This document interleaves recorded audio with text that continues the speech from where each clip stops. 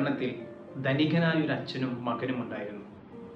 ഒരിക്കൽ തൻ്റെ മകൻ്റെ കൈയും പിടിച്ച് ആ ധനികനായ അച്ഛൻ അകലെയുള്ള ഒരു ഗ്രാമത്തിലേക്ക് യാത്ര തിരിച്ചു.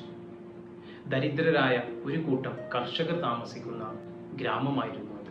തൻ്റെ മകൻ എത്ര സമ്പന്നനും സൗഭാഗ്യവാനുമാണെന്ന യാഥാർത്ഥ്യം തിരിച്ചറിവ് അവനിൽ ഉണ്ടാവാനും വേണ്ടിയുള്ളൊരു യാത്രയായിരുന്നു അത്. ആ ഗ്രാമത്തിലെത്തിയ അവർ ഒരു പാവപ്പെട്ട കർഷകനെ പരിചയപ്പെട്ടു. തൻ്റെ കുടുംബത്തെയും അയൽവാസികളെയും സുഹൃത്തുക്കളെയും ആ കർഷകൻ അവർക്ക് പരിചയപ്പെടുത്തി കൊടുത്തു. കുളങ്ങളാലും നദികളാലും കൃഷിയിടങ്ങളാലും വയലുകളാലും നിറഞ്ഞ ആ ഗ്രാമം അവർ ചുറ്റി നടന്ന് കണ്ടു. നേരമിരുട്ടിയപ്പോൾ കർഷകനോട് യാത്ര പറഞ്ഞ് ആ അച്ഛനും മകനും അവരുടെ പട്ടണത്തിലേക്ക് മടങ്ങി.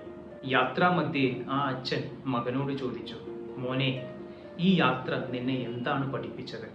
ഞാൻ എത്ര സമ്പന്നനും സൗഭാഗ്യവാനുമാണെന്ന മകന്റെ മറുപടി പ്രതീക്ഷിച്ച അച്ഛനെ അത്ഭുതപ്പെടുത്തിക്കൊണ്ട് ആ മകൻ പറഞ്ഞു, ഒരുപാട് പണമുണ്ടെങ്കിലും നമ്മൾ എത്രയോ ദരിദ്രരാണല്ലോ അച്ഛ. ആ മകൻ വീണ്ടും പറഞ്ഞു, അച്ഛാ, നമുക്ക് കുളിക്കാൻ ഒരു സ്വിമ്മിംഗ് പൂൾ ഉള്ളപ്പോൾ അവർക്ക് കുളിക്കാൻ അതിമനോഹരമായ 4 കുളങ്ങളും 2 നദികളുമുണ്ട്.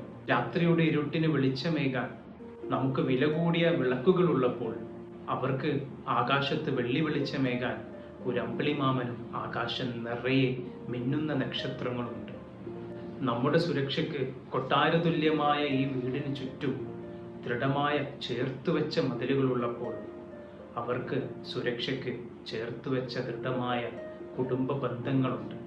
ഒഴിവു സമയങ്ങൾ ആസ്വാദ്യകരമാക്കാൻ നമുക്ക് ആഡംബര വിനോദങ്ങളുള്ളപ്പോൾ മണിക്കൂറുകളോളം മനസ്സ് തുറന്നു സംസാരിക്കുവാൻ അവർക്ക് ചുറ്റും ഒരു കൂട്ടം നല്ല സുഹൃത്തുക്കളുണ്ട്. നിറകണ്ണുകൾ തുടച്ചുകൊണ്ട് ആ മകൻ പറഞ്ഞു, നമ്മൾ എത്രയോ ദരിദ്രരാണെന്ന് എനിക്ക് ബോധ്യപ്പെടുത്തി തന്നതിന് ഒരുപാട് നന്ദിയുണ്ട് അച്ഛ. ഇതുപോലെയാണ് നമ്മുടെ ജീവിതവും. പണം മാത്രമല്ല നമ്മെ സമ്പന്നരാക്കുന്നത്.